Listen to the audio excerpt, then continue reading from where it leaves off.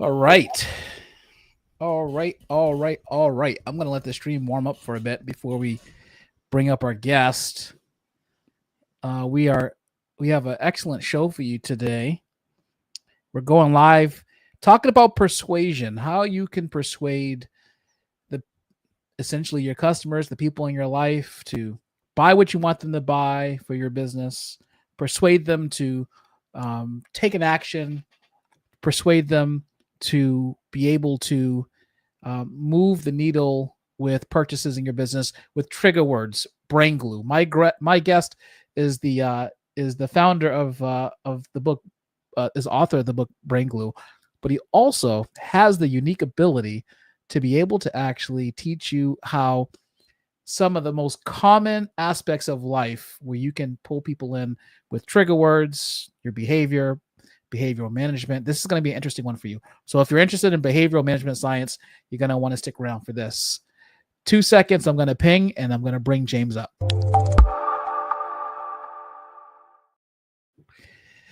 James, welcome to the Common Sense Show. Oh, thanks for having me. Your podcasts rock. I mean, they're so awesome. So I'm really just delighted to be here. I appreciate that. Now, are you the real James Bond? Do you catch villains in your part time or?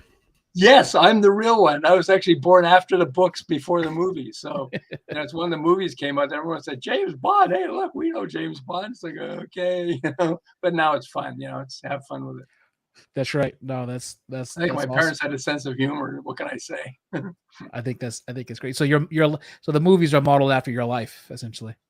I wish. I wish. I love Sean Connery. He was awesome. But yeah, No, for lots sure. of the actors. But that's why I say I'm James I. Bond. So people realize, okay, James I. Bond. Okay. Right, exactly. So we're talking about persuasion today, and you come from the behavioral management space. You had a behavioral management firm that was one of Southern California's leading behavioral management firms. And what is it about? Well, the art and I guess in the science, I guess combination of those that make behavioral management such a worthy undertaking. What attracted you to it?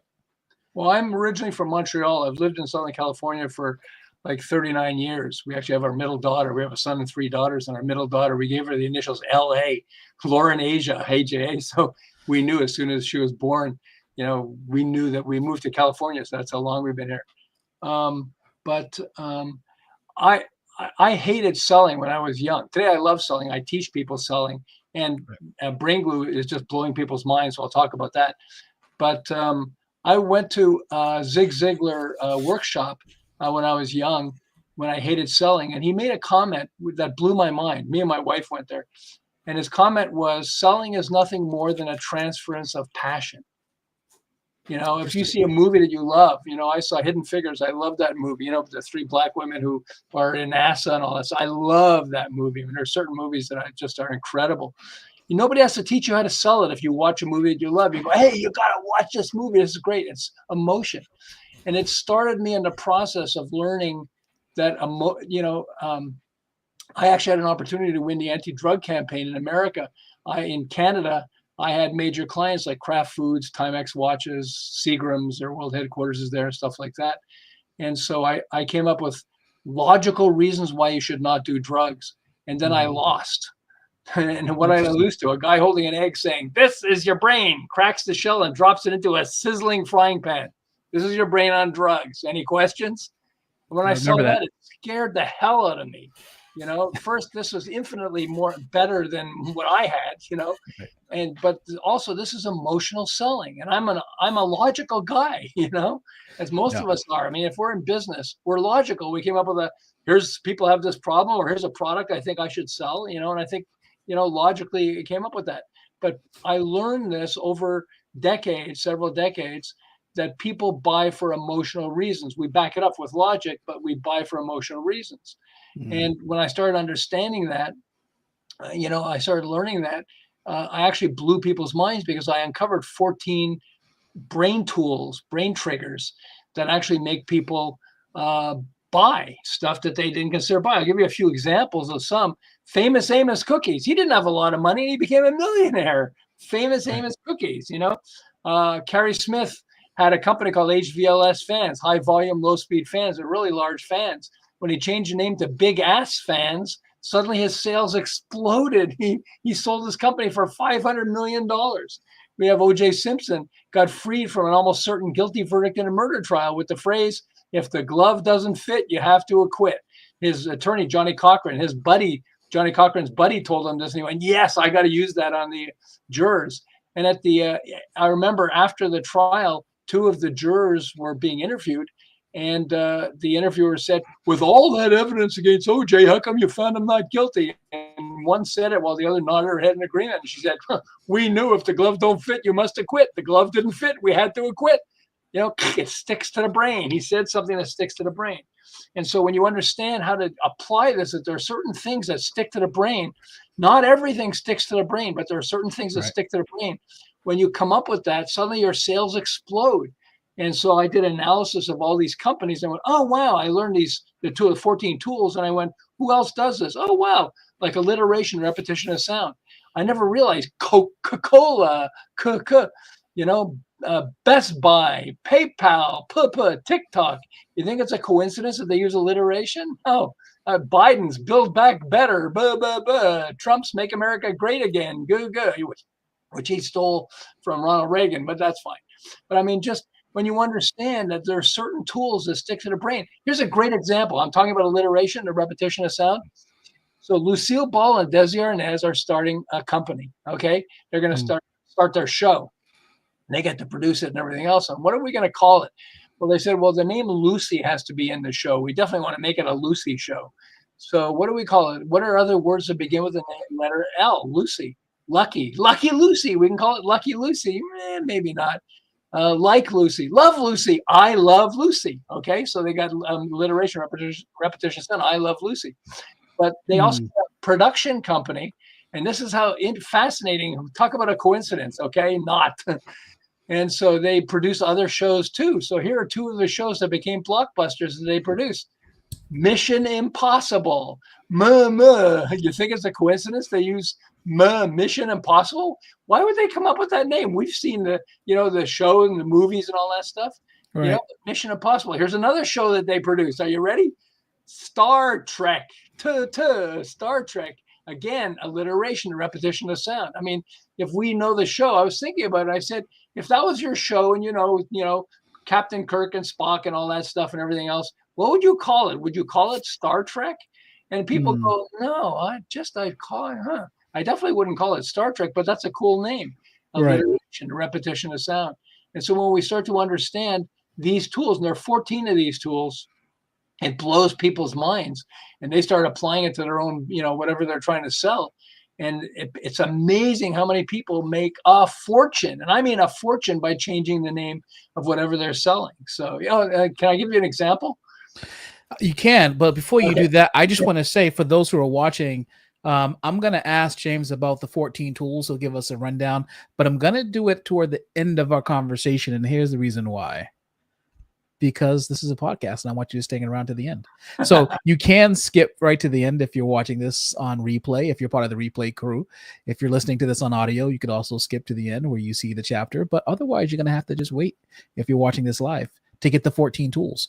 Because what kind of cliffhanging show would this be if not one that would successfully make you wait until you can watch the entire thing? I think that's a very interesting point, and it kind of makes sense in this particular way. The two most popular presidents in terms of like kind of sheer volume and how people connect with them recently were probably both Trump and Obama, right? This is not about politics. This is not about sides or policies or anything. It's just about sheer popularity in terms of the person. But you're right when it comes to cadence, and they both have a certain kind of cadence. Obama had a very preachy kind of like sing-songy vibe to how he would speak. It was almost mellifluous. He spoke as if he was singing. It had a very unique cadence. And he keeps that cadence. Even his pauses were almost on beat. And then he would come back and he would deliver another line. And so how it hits your ear to a certain person who's particularly influenced by sound, an auditory type of sounds, like that kind of appeals a certain way, especially if I feel like people who are artists would be attracted to that kind of like speaking cadence. And then like with Trump, there's another, he has his own kind of cadence as well. His cadence is not as mellifluous in the way that Obama's was, with like almost like a beat cadence. His cadence is more punctuated when he speaks, and it's very New York, yes, of course, but it's also very punchy, periods.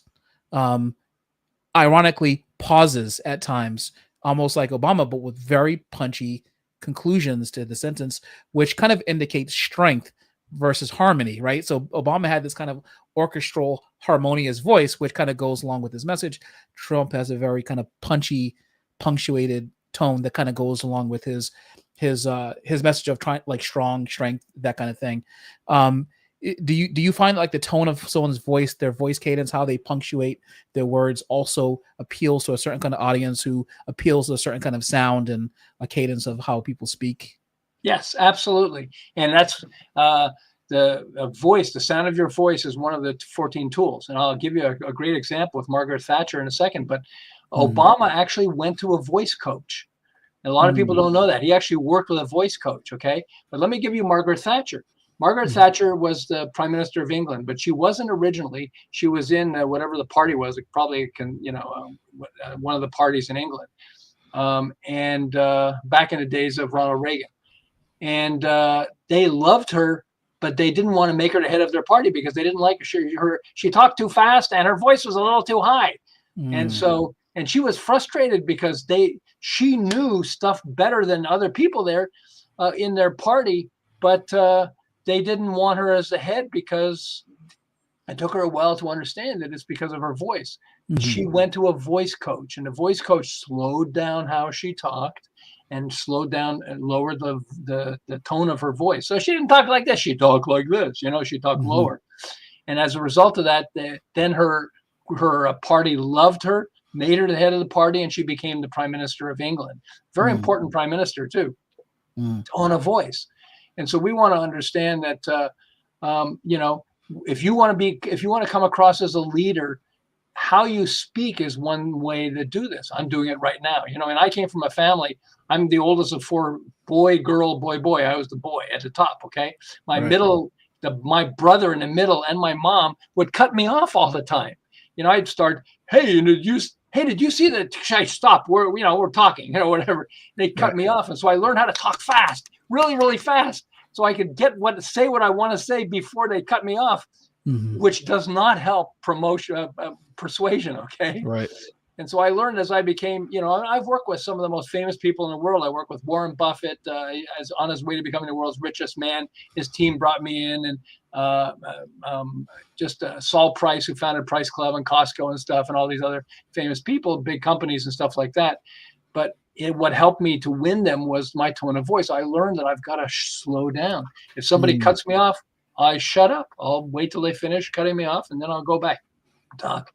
When that's how leaders do this. I mean, we love, what's it called? The feud. No, if you see famous people who talk, who are leaders, they have a certain way that they talk, and they understand that. And that's why, the tone of voice and how you speak is very important. If I said, hey, I gotta tell you, this is really great, I have less persuasiveness than if I'm saying, no, I think you're going to find this really, really powerful.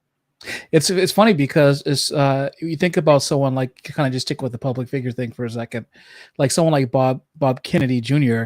Again, this is not a political statement. It's just about his voice quality, right? It's the voice. He might not ever win, mainly because of his voice quality, right? Trying to listen to a leader that has, although we understand that it's due to like some kind of impairment that he has, but that's obviously that affects voice quality. And although he is obviously extremely, he's smart and he's also articulate, like the voice quality kind of tanks his ability to kind of lead from the front in a verbal way that might move more people, because it just might be a little hard to listen to. I find it kind of, well, it seems like fairly obvious that like a person who is looking for some kind of leadership in either a company or to be the head of a political party would seek out coaching for speech and things like that. You know, I do a lot of speaking nationally, and what I find is that in the past, when I have, I like to talk with stories, and when I give my talks and I use stories to connect the dots, and I slow down, it kind of makes people lean in a little bit more to come around, and listen. But I don't make stories too long, because I also think, and I love to hear your thoughts on this, there's also a difference between when you have a crowd of men and women, right? Yeah. Women tend to seem like they gravitate to a different kind of speech pattern than men do. And if you go too long in either segment of how you're speaking, you could lose part of the crowd trying to appeal to one versus the other. What are your thoughts on that? Well, John Gray was telling me. So when I moved to California, I was saving all these samples of things that were emotional selling, and it could be somebody that says something, it could be a product or service, whatever else, and I saved them. And then I met John Gray, and John Gray told me his story, and suddenly it blew my mind. So let me give you an example of this, okay? So John Gray wrote a book called Men, Women, and Relationships. He was telling me about this incredible book. People who read the book said, oh my gosh, this is the greatest book, most incredible relationship book I've ever read. And yet almost nobody was buying it. And so he was telling me in one of the seminars he was doing to try to promote the book, he was saying, men and women are so different sometimes that it's almost like we're from a different planet, and then a woman screams out, he's telling me this, what planet are men from? And he goes, I guess men are from Mars, which is alliteration, repetition of something. Men are from Mars. Right. Everyone started laughing.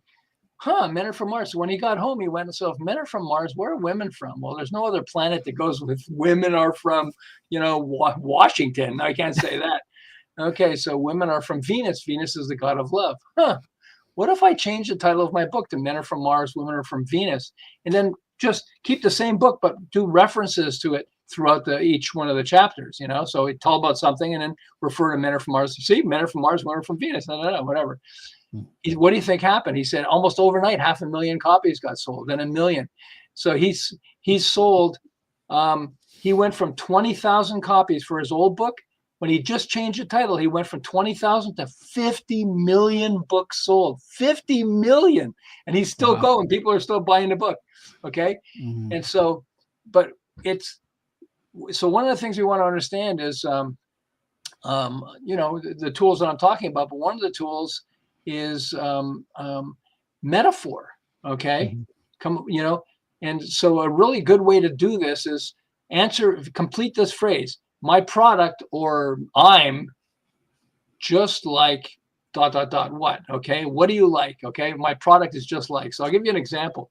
So Carrie Smith, I forget what his name is, but this guy started a company and he made electric razors for men's private areas. I don't want to get too much into this. Okay. Paul Tran, that's who it is. And right. So he's thinking, I don't want to humiliate people, but I want them to understand what this is. So what's it like? It's just like ... It's just like a lawnmower.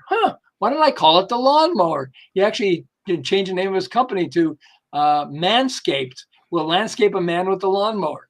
So I was in some store, Bed Bath & Beyond or something with my wife, and I see this big poster, and it says the lawnmower with an arrow pointing to the shaver, electric razor.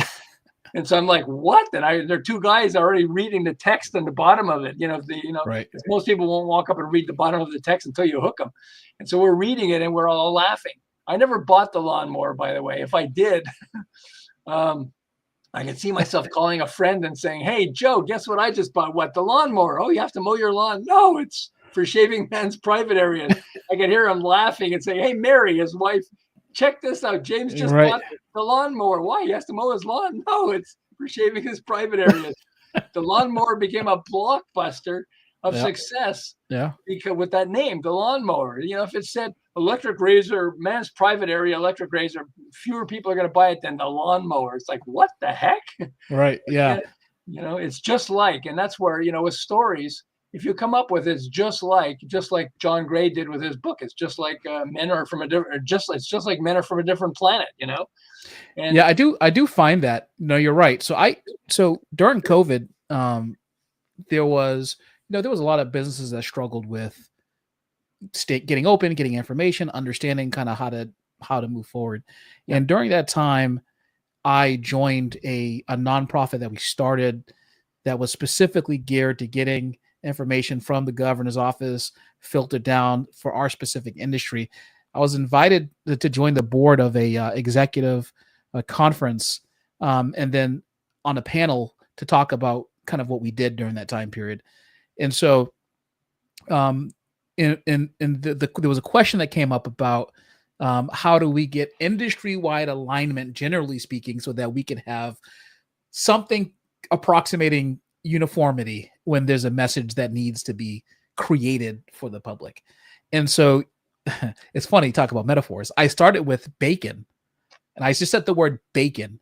And I said it because I did it to kind of, I wanted everyone to go, what is this guy talking about? He's just talking about bacon. And really my point was talking about Ed, Bernays, and how he socially engineered a generation of people to increase pork sales across the US by getting doctors to try to agree that having protein early in the morning was something that we should all agree would happen because it's better for satiety and generally speaking for brain function, right? Social engineering. And my point is that if we can craft a message that can improve the sale, that could something like bacon, right? We can one singular message that resonates, something about protein, getting some kind of authority mixed with some kind of actual tangible metaphorical phraseology, something where a person can reach out and touch the message that will have more staying power and get people behind it, right?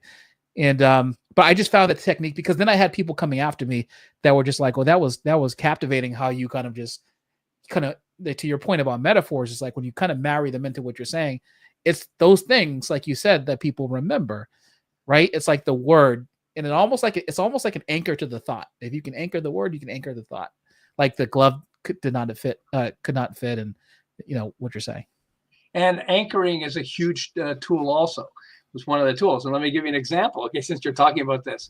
So Ronald Reagan, back in the days of Reagan, it was just after the Vietnam War, and people were, there were tons of people, millions of people, mostly younger people, who were against anything having to do with war, okay? In fact, they had a phrase, LBJ, when he was Lyndon Baines Johnson, okay?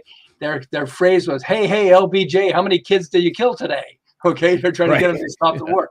So Reagan, the military side said, we've got these, we want to spend some money, and we're going to create these missile defense system that's actually going to stop missiles from coming to us before it actually hits the ground. And we want to do this. Now he realized, if I say we're going to spend money on this missile defense system, then a lot of people are going to go, oh, having to do with war, forget it, everything else. He anchored something that everybody loved. So what did everybody love back then? The movie Star Wars. Why did I call it the Star Wars Missile Defense System? He said that, and people were like, yeah, cool, Star Wars Missile Defense System. He anchored something together with what they did, okay? So, I mean, I don't want to get into politics, but in politics, they use it all the time. With the Nazis, we're going to, let's so you're talking about, bacon.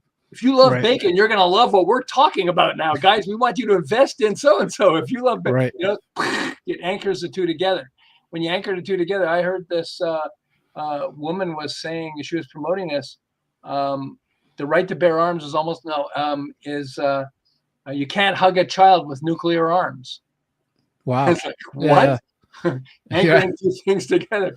Right. You can't hug a child with I'm not anti-gun. I don't want to say that, but they said the right to bear arms is almost as crazy as the right to arm bears. Right. Well, it's funny because it's like, even though obviously your message is not, political, what you're saying is that politicians use this to propagate a message that resonates, right? You have to have something short, punchy, and memorable that people can tie back to remember your stance. Because if it's like you don't necessarily need them to remember everything you say. You need them to remember one thing that you say. Correct. That's why I invented this thing that focuses on sticky brain. This is the only program that has this, which is why thousands of marketers are now hooked on this and applying it to boost their income, okay, and the income of their clients if they have clients. Mm-hmm. And it's just they're blowing their minds. Let me give you a great example. I think this is such a good example. So this mom and son were in Utah, and they're watching Shark Tank. They love Shark Tank, and they're thinking, wow, wouldn't it be cool if we could actually get on Shark Tank? They're employed, they had jobs, but they said, we can have this part-time thing. If we can invent a product and get on Shark Tank, we'll become millionaires. That's what Shark Tank does to people. Wow. So they're thinking, like, what's a good product that we can get? So it took them about a month, and the mom had trouble going to the bathroom. She's, what do you call it when you have trouble going to the bathroom? So you're constipated. Constipated, yeah. Okay. And so a doctor told her, when you're on the toilet, if you could, sorry, I'm getting into this, but it explains this well. When you're on the toilet, if you can raise your feet 6 to 8 inches off the floor, it actually changes the shape of your body and makes it much easier to go to the bathroom.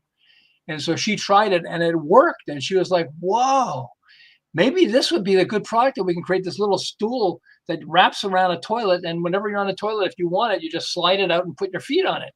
So they found a manufacturer, online, just go on to, Google, and you'll find manufacturers and who could make it for like $4 or $5 each, and they could sell it for $20. So, well, we can actually make this. It'll be pretty cool. But what are we going to call it? We could call it the toilet stool, but I don't like that name, the toilet stool. My wife said they could have called it the stool, but I don't think that's a good name. Okay. So my wife is hilarious. But so she's thinking, toilet. What's another word for toilet? Well, we have the porta potty. Potty. Why don't we call it potty? And what are you doing? You're kind of squatting. Squatty potty. Let's call it the squatty potty. In less than 2 years, they reached $100 million of sales. This is a mom and son with little money and no business experience. And they went from 0 to $100 million in less than 2 years. It's like, whoa. Okay. What did they use? Okay.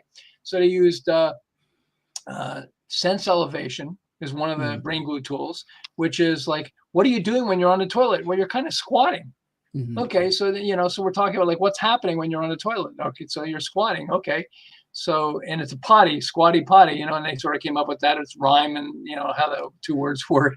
Right. But about a year ago, I had heart bypass surgery. Not fun. They actually slice your rib cage and pull open it to get to your heart and all that. It's not fun. And I'm laying on the bed and I'm talking to one of the nurses, and the nurse says, hey, what do you do? And I said, well, I wrote this book, Brain Glue. He said, what's that about? And I tell her the story of squatty potty. She starts laughing and says, I got to tell you this. Okay. I said, okay. She says, I'm a nurse, and so I know you want to raise your feet. So I've got a little stool at home. But I was in a store and I saw squatty potty and I had to buy it. And I said, funny. You already had a stool and yet you bought squatty potty? She said, yeah, I love the name so much I had to buy it. Yeah. Really? She loved the name. She had something, but she loved the name, so she bought this thing. It's like, wow. But absolutely. That's how Brain Glue works is you want, like what you're talking about, sticky brain. You want something that sticks to the brain. So people go, oh, wow, that's cool. Hey, I like that name. Go back to the lawnmower. Hey, honey, you think I should buy a lawnmower? Well, we don't have to mow our lawn, honey. No, but I think, I want to get Manscaped. I want to get Manscaped. Exactly. That's right. Exactly. And Manscaped, if you're watching this podcast, feel free to offer a sponsorship.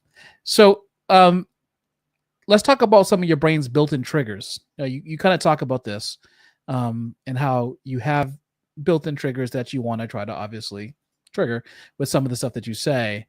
What are some of those built-in triggers to get a person to say yes?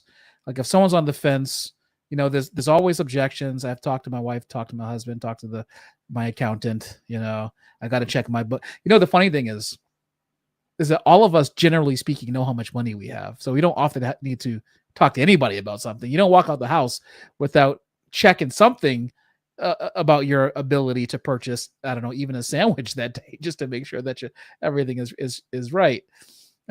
Maybe there's a rare person who doesn't, but how do we bypass a person's innate ability to deny and object and get right to the trigger? So I'll give you how one of them works. Okay. So do you know how to do rhyme? Okay. We all know how to do rhyme. So let me give you a phrase and complete the phrase for me. Okay. Sure. Roses are red, violets are blue. 20 and 1 is 20. 2. Yeah. No, 20 and 1 is 21. I did this. 20 and 1. With 500 people, and everybody goes 20 and 2 is 22. 20 Right. and 1 is 22 because of the rhyme. And Right. rhyme sticks to the brain so much that it makes us, it makes, there's a massive test that was done. There are several tests, but there's an initial massive test. There are many other people that did the same test to see this. And what they did was they had a list of 60 phrases, and 5 of the phrases are rhymes. Okay. And they would pass it out and they would say, check the boxes that you think are the most honest phrases.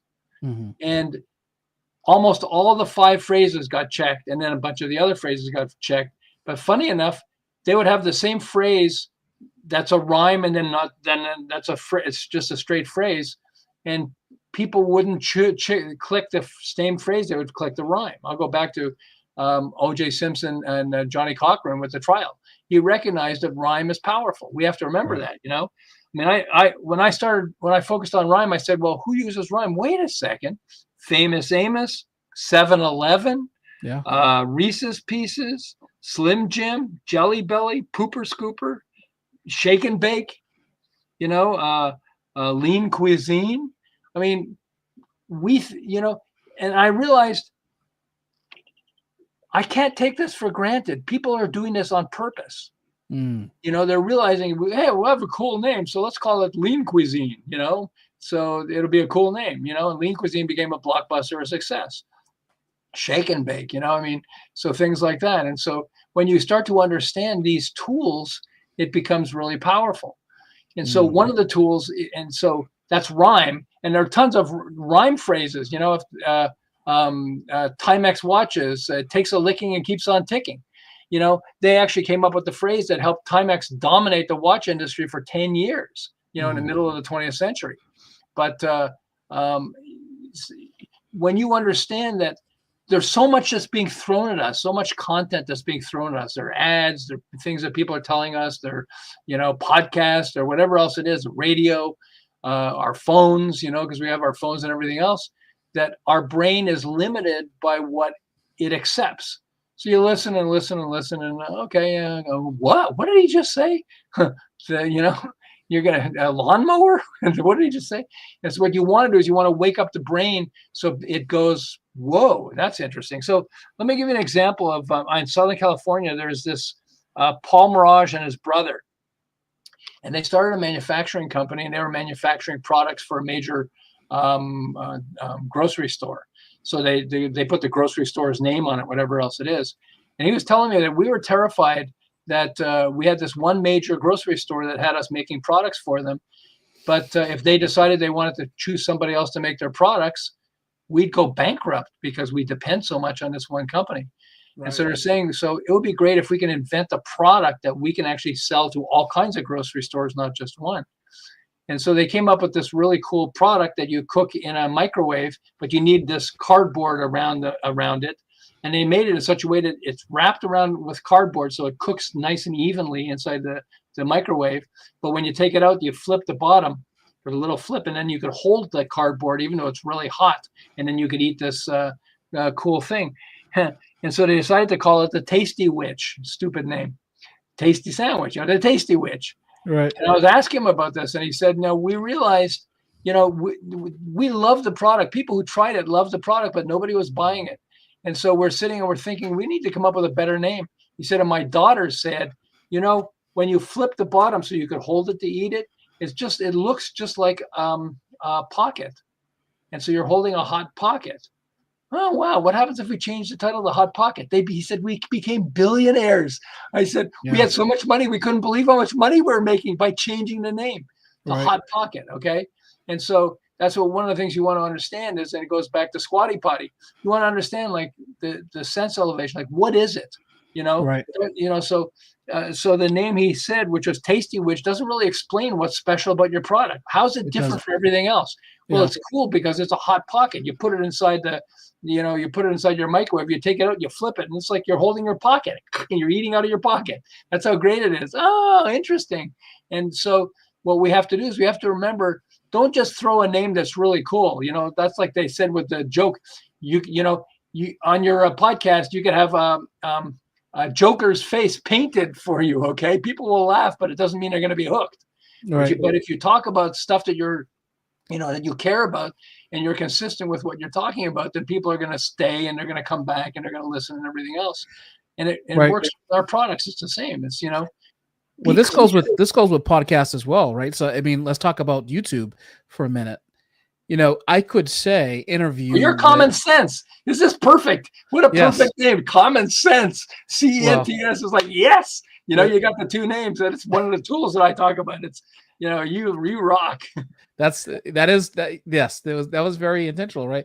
But I could say interview with James I. Bond, when it comes to brain triggers, or the title of this podcast, which it very likely will be, is going to be something more specific to, it's probably going to be brain glue. Brain glue, how to persuade or how to make ideas sticky in your customers' minds.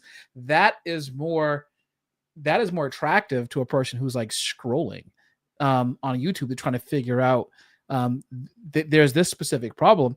Right? And I do feel like something like Rhyme or something like Common Sense, generally speaking, if I didn't tell you what this show was naturally about, you could probably, with about 3 minutes, infer generally kind of what the show was about, right? Common Sense, obviously, is a double entendre. It also is alliteration, and also you have sense in there spelled as like dollars and cents. So like it's probably common sense as it relates to certain things about business, finance, whatever, which is generally speaking kind of what the show is about. So so you're absolutely right. And I was just looking at something earlier today that talked about thumbnails on YouTube and how to get a person to actually click on a thumbnail. And there's two ways to do it, right? There's two kind of principles in mind. The first one is that you don't want your the words in your thumbnail to be too wordy and include all of the words in the title of your talk, right? You want it to be something specific and punchy. It could be alliteration about what is in the video. And then secondly, like visually, you want it to be something that jumps out at them so that if they're scrolling on their phone, that their eye catch it. Like and what it's called the glance test, because on our phones we tend to glance. So you want your thumbnails to be glance worthy. So if I'm a person scrolling through YouTube on my phone, I want my thumbnail to be able to just glance at what it is and get the general idea in their heads very quickly about what they're looking at and what the concept of the video is that they could click into to get them hooked kind of right away. Well, and that's why you don't want them to laugh and leave. Mm-hmm. You want them to laugh and buy. Okay. Yeah. Right. Okay. And so I'll give you a perfect example. I remember this. Remember the Got Milk campaign and the Milk Mustache campaign? We all, love this because they spent so much money. There's a great article. There's a fantastic article. Let me show you here from Business Week talking about this. Got milked. After $385 million campaign, sales still continue to decline. Why? So, and this is one of the things.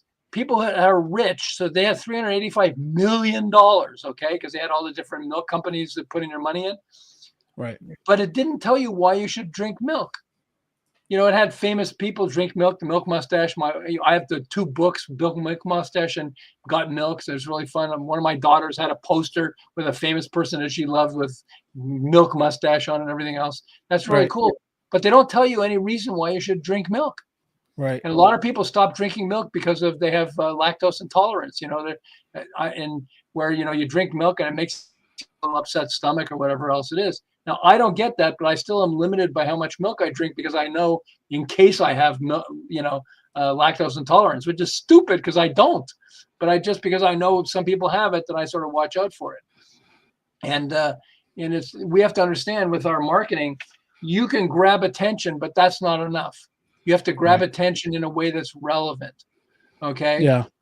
And that's why, like my wife said, um, uh, for the squatty potty, what did she say? It's having poop. She had the poop name, whatever it was. It's funny. We can laugh, but it doesn't make you want to buy it. Right. It's like the toilet stool. So stool. Right. It's funny. You could laugh, haha, it's really funny, but it doesn't give you a reason why you want to buy it. But the squatty potty, okay, you're squatting when you're on the potty. Oh, interesting. And it How about helps this you. one? How about this one, James? I found this online and I absolutely love it. Have you ever seen this one before? Tired of being fat and ugly? Just be ugly. Yeah. I mean, this is both offensive and genius at the same time. How did Bill Clinton get elected? It's the economy, stupid. He didn't say it's the economy. It was Richard, what's his name? His assistant who was helping him. But it's the economy, stupid. We have KISS, KISS for people in sales. Keep Right. it simple, stupid. Why? That's another trigger word, by the way. It's big ass fans. Why does he add the word ass to it? What? Right. But it just trigger words work really well. There's Richard Branson. He's famous for Virgin Airlines. Yeah. He started with Virgin Records. He actually started with a magazine, and then he wanted to start a record company. But they needed a name, and one of his girlfriends and one of the girls that works with him said, "Why don't you call it Virgin Records?" Because they had almost no money, but they were competing against giant companies. Virgin Records, let's do that. They got the Rolling Stones became one of their clients, and he's starting out, but the name grabs your attention. They have this woman who's on Broadway or off Broadway, but she's massively successful, and she talks about women and the hard things that women go through. It's a monologue, so she decided to call it the Vagina Monologue. What? The Vagina Monologue. I know tons. I don't know very many women who don't know the Vagina Monologue. So okay, right. Slightly offensive, but true. Do you find that aphorisms work typically in marketing? So something short and truth and very truthful, even if it's offensive. If someone can stop and say, generally speaking, you know what, there is some truth to that, or like even if it's a dark truth, but they're saying it to themselves. Have you noticed anything that works? You have to be careful, okay?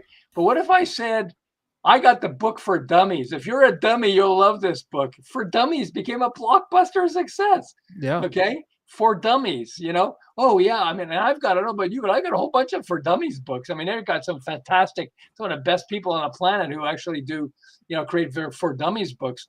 But to call it For Dummies, do you realize he's basically saying, if you're a dummy, you'll love this book? It's like, right. Yeah, that's me. It's like, what? No, I think that's great. All right, so let's do the payoff. So at the beginning of the podcast, I say that you were going to just take us through the 14 tools and let us know what they were. And if you stuck around this long for our conversation, you probably are like, Micah, okay, tell me what the tools are, because I want to know what these tools are so I can help people, my message, my product, my service, or just in general, my negotiation ability stick in people's mind. So James, take it away. What are those 14 tools? Okay, I'll say them fast, but here we go. Set the right expectations. Okay, that's the first one. Tribal alignment, lining up with their tribe. If you say, we're talking about Republicans and Democrats. If I say I'm a Democrat and you're Republicans, if I say Republican, you're a Democrat, people already shut you down. So you want to understand, I'm picking it for a lot for politics, but it's for lots of other things too. Sure.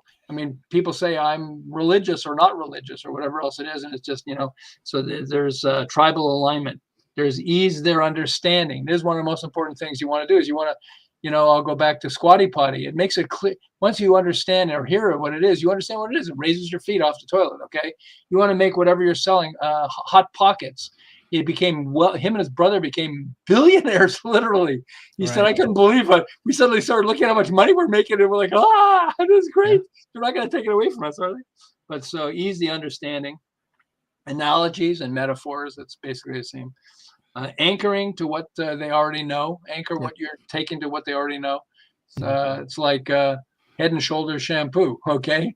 Head and shoulders, knees and toes, eyes, ears, mouth and nose. Everybody knew that. So why don't we call it Head and Shoulders? Okay. Anchoring to what they already know. A tone of voice, as I talked about that. We talked about that. Trigger, oxytocin. That's humor. People buy for humorous stories. I have these two women who were religious. So I said, so a little girl came up to mommy and said, "Mommy, Daddy says we came from apes, but you say we came from Adam and Eve.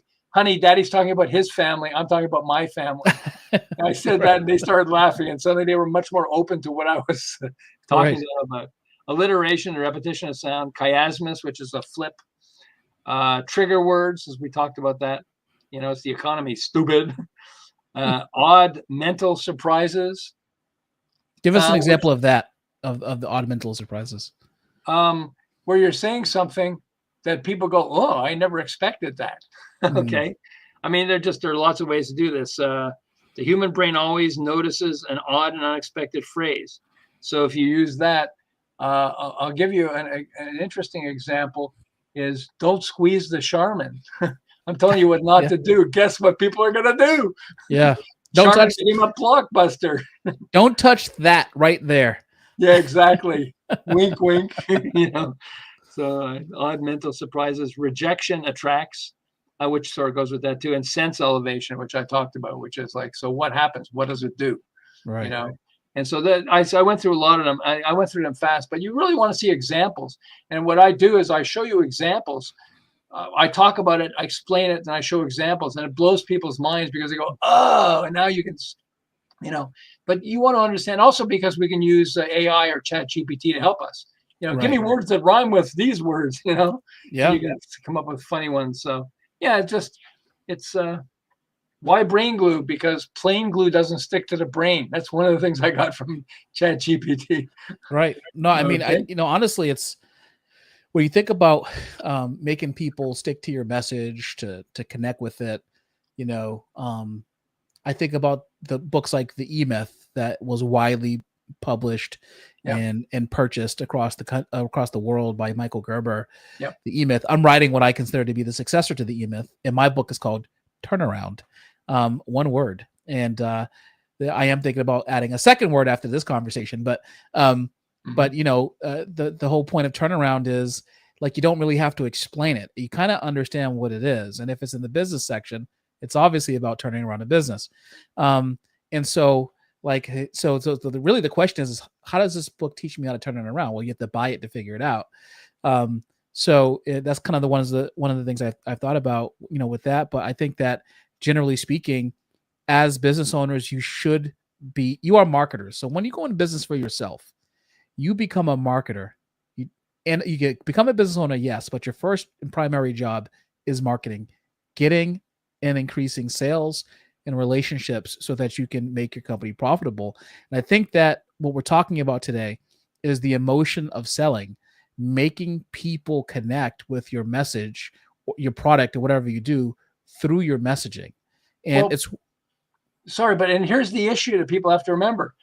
If you're creating something that's really good, it's because you're logical. You're saying, you're doing your book Turnaround. You're making it logical, and you're saying, how do you turn around? I want to show you guys stuff. It's logical, but people buy for emotional reasons. So when you're trying to sell it, you've got to trigger emotion. I'll go back to Jack Canfield. Zig Ziglar, who said, selling is nothing more than a transference of passion. Right. We're logical. That's why we can create a product or service that's really good. Right. But we have to recognize that I got to turn off my logic and make my emotion go. I got to make them emotional.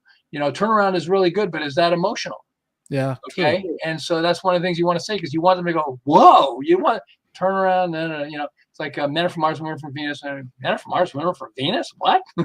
What? Right. Men are from Mars, women are from the bank. That's right. So maybe I should change the name to "You Should Just Quit." Yeah, it could be something like that. Exactly. It's time to quit. Really, right. Exactly. You can have lots of fun with it. But and I'm a logical person. I have to say that my book used to be called Sell More with the Right Brain Marketing. It actually used to be called, I had a different name. It was it was a different name. It used a swear word in it, and then Right. I got shut down with the swear word, so I had to change it. So I changed it to Sell More with the Right Brain Marketing Strategy. Then then Jack Canfield, who wrote Chicken Soup for the Soul, said, "No, you're training us to be emotional, and you got a logical name. You got to change the name. It's Yeah. Brain Glue. Your whole book is Brain Glue. Do I have to? Yes, I'll give you all the testimonials. He sold 500 million of his books. Chicken Soup for the Soul." But he was like saying, "No, you're changing all of us, but you got to follow what you're teaching us." Right. So, okay, Brain Glue. Okay.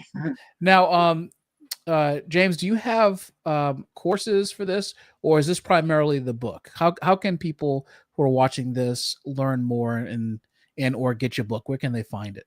I have a course. Well, the book is available on Amazon. It's easy to get, and then lots of bookstores. But the course, there's a really, really good course. It's blowing people's minds. And if you go to yesbrainglue.com, then you'll see details of how the course works. It's a really good course. It's like a $200 course, but it's like discounted to just a few bucks. Right. But people are just loving it because you get examples. We bounce it back and forth, and it helps people understand how to apply this. And then I've got an action guide. That's one of the things you want to go through this so you learn how that works. But now you want an action guide. It has the short version of this and how you can fill it out yourself. How you can come up with stuff yourself. And we're lucky because we have AI. And not everybody loves AI, but I love ChatGPT and some of the other ones. But they're fun because they give you like really cool examples. Not all of them. You have to have ask for lots of them. Okay. Right. In that, you'll find maybe one or two that either exposes you or gives you some ideas. But part of the thing about ChatGPT now is that, if you are a reasonably smart person and you're reasonably creative, ChatGPT is a wonder because it allows you to bounce ideas back and forth that you can refine and turn into a beautiful, actually marketable thing. Yeah. If you're the kind of person who kind of is like a light switch who just shuts their brain off and it just relies on ChatGPT to do the thinking for you on your behalf, then it's not going to work as well. And you're going to see the results that feel kind of more robotic. But if you can kind of distill, if you can kind of say, well, refine this and kind of get a better prompt, and the great prompts lead to great results in ChatGPT. And so you do have to kind of think your way through it and think from a marketing standpoint, but that's absolutely true. And here's a cool thing that a lot of people don't know about ChatGPT or the other AI tools. You can actually take the link to your website or sales page, and you could paste that into ChatGPT and say, like, how do I make this better or something like that? Or you could say, like, how do I create an email for that? I did one of those. I didn't like all the emails, as you're saying, but I never thought I could actually send them a link to my page and they're actually going to analyze the page. I said, look at these 3 other pages, and what do you think is really so interesting about these pages? And it gave me feedback. Right. Wow, they actually go out there and look at these other pages. I mean, probably won't look at a whole website, but it will look at one page on, on the internet. So it's actually pretty cool. Yeah, that's right. James Bond, thank you so much for coming on the Common Sense Show today. I appreciate, your energy. I appreciate the obvious, your expertise on behavioral management and just selling. This was really, really good. I can't wait to cut this up into clips and to share it with everybody who wasn't able to be here today. But I appreciate your time. Thank you for sharing. YesBrainGlue.com will be in the description to the podcast, as well as don't forget, if you are interested in getting weekly business mastery tips, I call it small business mastery, which is your ability to master the aspects of being a small business owner, from operations to sales to marketing to making decisions as a leader to leadership development. A link to my free newsletter that you can subscribe to will also be in there. New editions come out every Tuesday. And just as an example, this week I released a newsletter about how to raise your prices in your business without your customers complaining. So that's kind of the information that you get with the Small Business Mastery newsletter. So I appreciate you tuning into the conversation between James and I. For James, I'm Micah. Thank you for watching the Common Sense Show, and we'll talk to you later. Bye.